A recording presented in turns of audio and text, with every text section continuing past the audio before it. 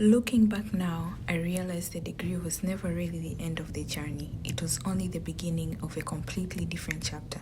But before we get there, we have to go back.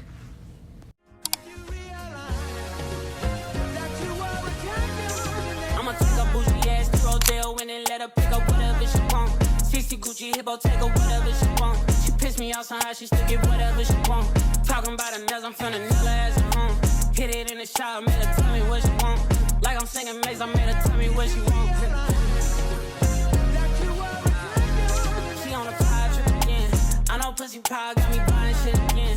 Friends ain't jacking me, you must be lying to your friends. They know I'm a beast, I wait the giants up again.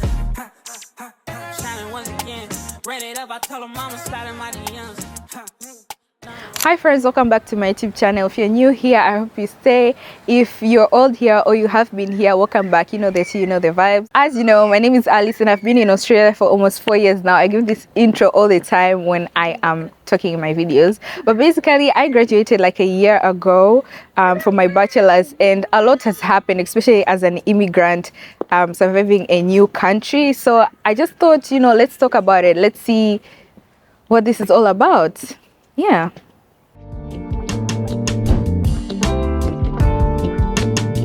I think the first thing I want to talk about is the first challenge that came to me, which was accommodation. So obviously when I finished school, I was living in a student accommodation and I had to move out.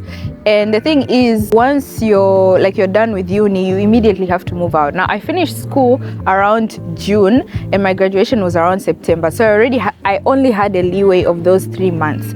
So obviously in the middle of the year, I had to look for a house because I had a contract which ended all the way in December, but they're like, no, you have to move out now. So I had to start looking for a house. I started moving around, and the challenges that I faced included, you know, they wanted you have to have worked for like 3 years. You know, you had to have like a proper bank slip. Mind you, I've never had like a proper job when I came in, like when I was working. When I was studying. So that was really a big challenge. Let me give you guys a short story time. So there's this one time I was looking for a house, right? And then I come across this house and it was like a really big room because I was tired of sleeping in my double bed. So I was like, it was like a single bed. So I wanted a big bed. I went to that place and then, you know, I arrived there and I was like, oh wow, this place is so beautiful. It was a 6-bedroom house, and you know, I found the owner there and I was like, oh, this place is so beautiful, I want to get it. It had its own in-suite and everything beautiful. First of all, the first red flag I would say is that he changed the price. So I think it was around 600 a week and then he changed it to like 750. And I was like, no, like 750 is a lot of money, so I don't think I can do 750. So I remember that day going home and I told my dad about it, and my dad was like, you know, that's so much money, because mind you, at the time I was paying like 250 a week. So then I messaged the guy and I'm like, please, can you, you know, consider if, you know, you can reduce the price, because the price listed was different from the price that was there. Do you know what this guy told me? He told me, if you want me to reduce this price, then you have to make sure that you cook for everyone in the house. You have to do all the gardening. You have to do, like, he mentioned a couple of chores. And in my head, I was like, for $150, I'm supposed to cook for 6 people every single day. And the reason was, I buy all the groceries, you know, I take care of the house. So if I take that $150 away from your rent, that means I won't be able to manage the house.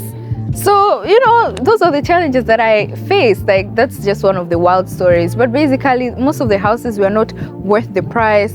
And then I ended up getting this place that I stay right now. And the way that I got this honestly is just glory to God, because we just ended up going there consistently. Like the first listing we went there, the second listing we went there, the third. So until that rental agent was like, you know what, you guys have been coming here all this time, you haven't gotten a place. That's when he was like, okay, fine, you can get this place.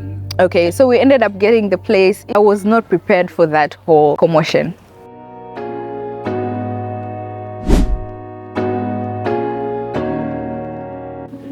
Another thing was getting my visa and the whole job hunting situation. Where do I even begin to talk about this? So obviously when I finished university, I had to apply for another visa, the graduate visa, right?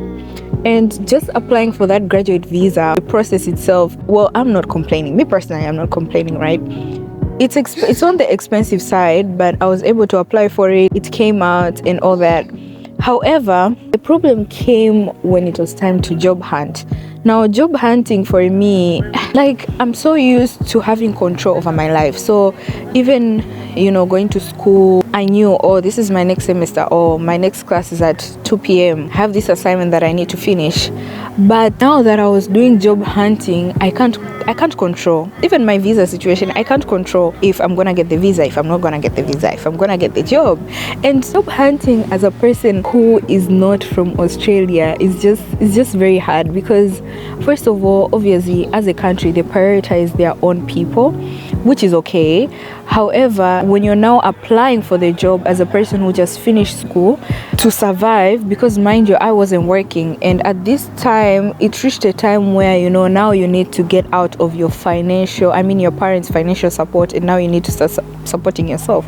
So I started applying day and night. I remember having people telling me, you're not serious enough, you're not applying enough and all that. And I was like, guys, where are those jobs that you guys are talking about? So I remember just starting to go to networking events. Like, went to networking events, whoever I meet, whoever gave me their business card, I'll just start bothering them. Editing Alice here. Just to clarify, when I say bothering them, I meant it reached a point where my dad told me to stop relying on only online applications, and therefore he took me to some of these events, and I started introducing myself and just getting those business cards and trying to build a relationship with people, and that's how I was able to land my first job. Especially in this day and age of AI and all this, it's just very hard to penetrate through the market.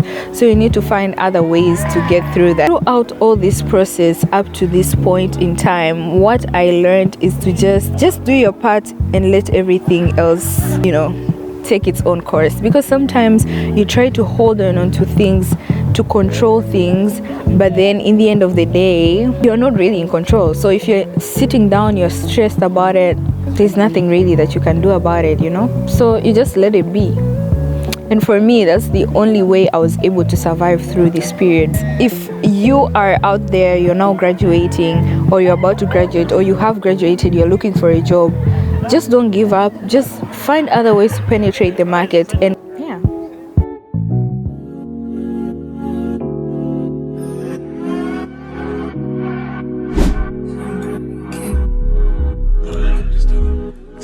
Another thing that I wasn't fully prepared for was the financial transition. Now, I was used to, my parents doing everything for me, obviously. My school fees when I come home, food, everything is home.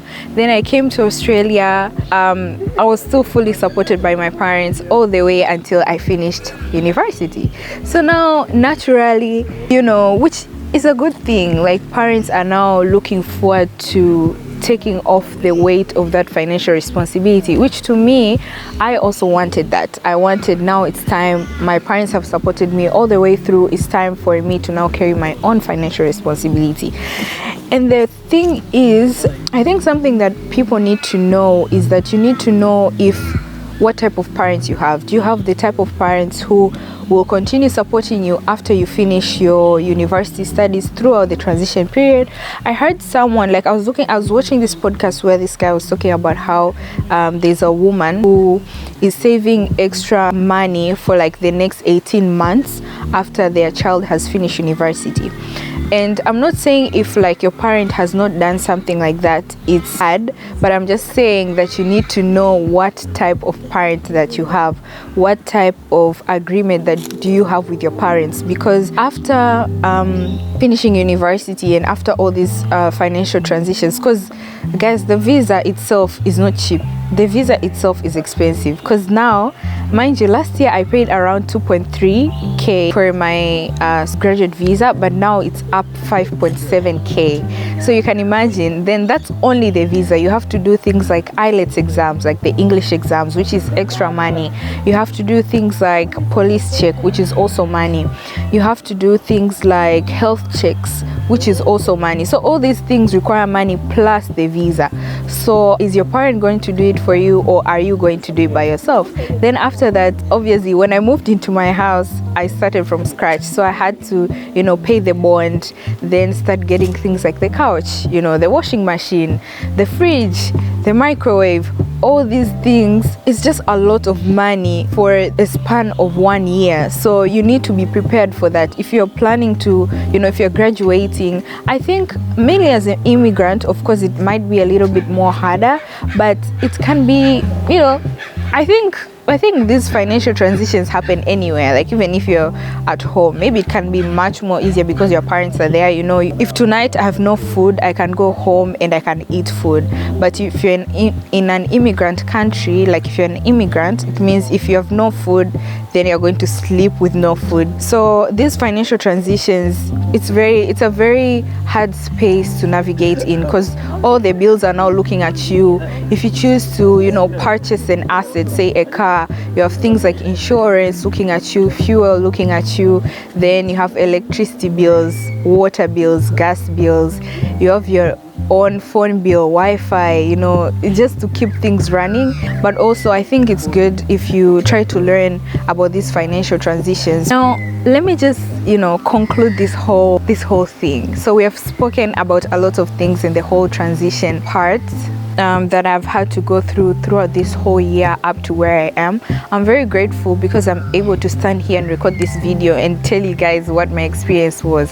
So if you haven't gone through what I've gone through yet, this is your map. I'm handing you the map for you to know what to do in the future. Take it. Anyway, so here are a few lessons that I learned, and I'm gonna just give them to you. One, you can't control your life. You can't control, like sometimes you can do things up to a certain level, then after that you just need to let it go. Just let the wind take its course, because if you keep on stressing about it, there is nothing that's going to, like, there's nothing you can do to change it. One. Two, celebrate small wins. Like, you need to celebrate small wins. For me right now, even if I go home right now and get, I don't know, a carpet, I'll be so happy, because the process of getting that carpet, you know, saving that money, then going to get that carpet, so you need to celebrate those small wins, because right now what is happening is that you're trying to chase the dopamine.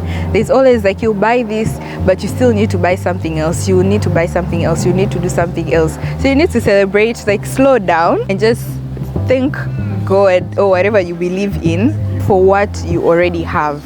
Then slow down and take your time. And also, everyone has their own timeline. I think people have spoken about this a lot. Your timeline is not the same as my timeline, is not the same as their timeline. Social media can make you, I don't know what to say, you know what I mean.